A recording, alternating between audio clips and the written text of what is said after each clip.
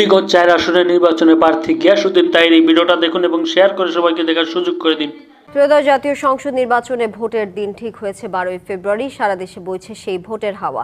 এ নিয়ে কি ভাবছেন সাধারণ মানুষ থেকে শুরু করে আগামীর জনপ্রতিনিধিরা, সে কথা জানাতে ডিবিসি নিউজ ইলেকশন এক্সপ্রেস ছুটে যাচ্ছে সব সংসদীয় আসনে। এখন আছে সংসদীয় আসন 242 হবিগঞ্জ 4-এ।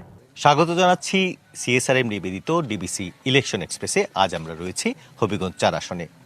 আমাদের সাথে রয়েছেন বাংলাদেশ ইসলামী ফ্রন্ট মনোনীত প্রার্থী মুফতি গিয়াসউদ্দিন তাহির। আপনাকে স্বাগত জানাচ্ছি আমাদের এই অনুষ্ঠানে। প্রথমে প্রশ্নে চলে যেতে চাই, আসলে আপনি মানুষের কাছে যাচ্ছেন, নির্বাচনের অভিজ্ঞতা কেমন লাগছে? সাধারণ মানুষ কিভাবে আপনাকে গ্রহণ করছে?